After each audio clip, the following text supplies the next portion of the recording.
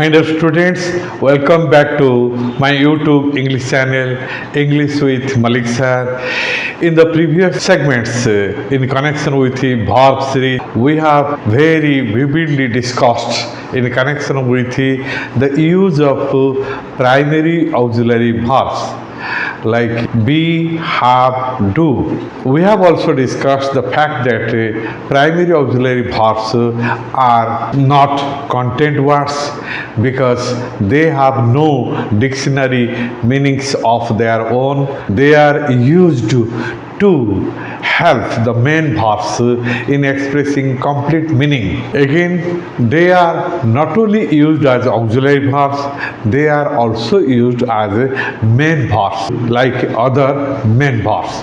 The topic of our today's discussion is modal auxiliary verbs. This is unit 13 in connection with the verb series, which is meant for the students from the basic to advanced level. We are going to discuss about the definition of modal auxiliary verbs, nature of modal auxiliary verbs, and how they modify the actions of the main verbs.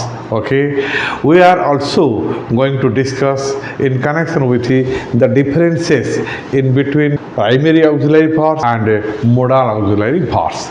Let's see how the verbs which are used with a main verbs, okay, to express the speaker's attitude or mood towards various actions are called modals or modal auxiliary verbs. There are 13 modal auxiliary verbs like shall, will, can, may, should, would, could, might, must, used to, ought to, need, dare.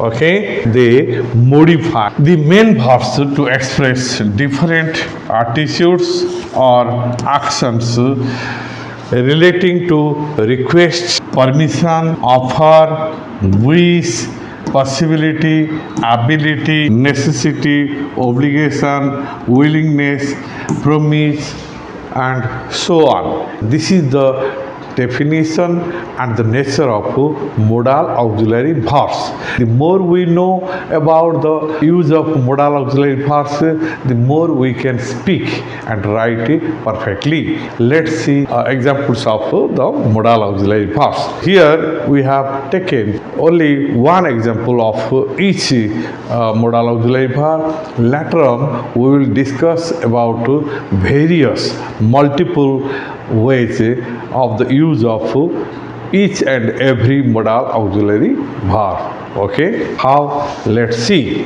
examples. Remember here, we shall go to the sea beach this evening. Here, shall modifies go, shall modal auxiliary verb, and go is the main verb. Here, the speaker expresses that they will go to the sea beach this evening. Okay, this is simple future action.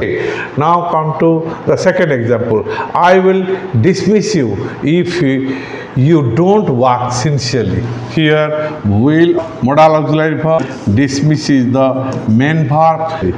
Here, the speaker threatens someone to dismiss. She can speak 3 languages. Can here modal auxiliary verb, and speak is the main verb. It means she has ability to speak 3 languages properly. May God bless you. Here we find auxiliary verb, and bless is the main verb. Here the speaker expresses wish. One should respect one's motherland. Yes, this is very natural. Motherland should be respected. Should is the modal auxiliary verb, and respect is the main verb. Means this is the moral duty or obligation of anybody to respect his or her motherland. Okay. Now come. Would you mind helping me, please? Would is the modal auxiliary verb, and mind is the main verb. Here the action is a formal request. Here the speaker politely requests someone for helping him. This is the most polite request form. Okay, next. Now come, our team could have won the match yesterday. Here could is the auxiliary verb, have also auxiliary verb, or won is the main verb. Yes, our team could have won the match yesterday. Past ability. It means our team had ability to win the match yesterday, but they couldn't. My father might be at home at present. Here might is the modal auxiliary verb, be is the main verb. Here the speaker expresses less possibility of action with the help of modal auxiliary might and main verb be. I must finish the project by tomorrow. Yes, here must is the modal auxiliary verb and finish is the main verb, and it expresses the idea that is promise. Here the speaker promises to finish the project by tomorrow, the latest time. He used to play football in his school days. Here used to modal auxiliary verb and play is the main verb and expresses the meaning of past habit. Yes, in order to express past habitual action, used to is used. Means he was habituated in playing football in his school days, but at present he doesn't play. Okay, we ought to love our neighbors. Here ought to is the modal auxiliary verb and love is the main verb, expresses obligation or moral duty. It means it is our moral duty to love our neighbors so that we will be loved by them. Okay, you needn't book. Yeah, here need modal auxiliary verb, book is here main verb. Yes, you needn't book a ticket for me. Need expresses necessity. Here the speaker wants to express that he has already booked a ticket or he is not interested to go somewhere. Therefore he says someone not to book a ticket for him because there is no necessity of booking a ticket. And the last example here, how dare. Here dare modal auxiliary verb, go is the main verb. How dare you go near a king cobra. Here dare expresses courage.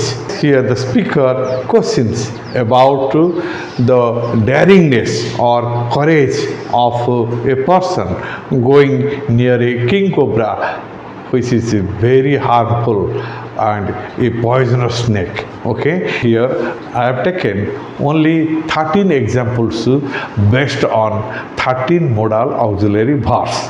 We will discuss in detail on each modal auxiliary verbs how they are used in different ways. Differences between primary and modal auxiliary verbs. Let's see point 1. Primary auxiliary verbs don't help main verbs in expressing any action, but modals help the main verbs in expressing various actions. We know that primary auxiliary verbs like be, have, do don't help the main verb in expressing any action. Yes, for example, it has been raining since morning. Here has been are the auxiliary verbs. Raining is the main verb, but they don't express any action. They just help learning in expressing meaning. Okay, but my friend can speak three languages. It means he can modify speak and expresses any action or attitude that he has ability in speaking three languages properly. This is the difference number one. Now come to the second point. Primary auxiliary verbs can be used independently. Whenever primary auxiliary verbs like be, have, do can be used as main verbs. On the other hand, 13 modals cannot be used as main verbs. My father has been to Puri twice. Here, been is the main verb, okay, and has is the auxiliary verb. I had my dinner before the light went out. Here, first had is the auxiliary verb, second had is the main verb. I had my dinner before the light went out. On the other hand, modals cannot be used as a main verb. Okay, this is the second difference in between the primary auxiliary verbs and the modal auxiliary verbs. Now come to the third point. Yes, primary auxiliary verbs can change their forms according to the change of number, person, of subjects. Naturally, whereas the modals don't change their forms. Prakash has not submitted his project yet. As Prakash is in third person singular number, the auxiliary verb has is used here. Okay, but I have already submitted my project. Here for I, as it is first person singular number, have is used as an auxiliary verb. But you can speak English well, I can speak English well, he can also speak English well. Here we find modals are used irrespective of a number or person of their subjects. Okay, primary auxiliary verbs change according to the change of number and person of subjects.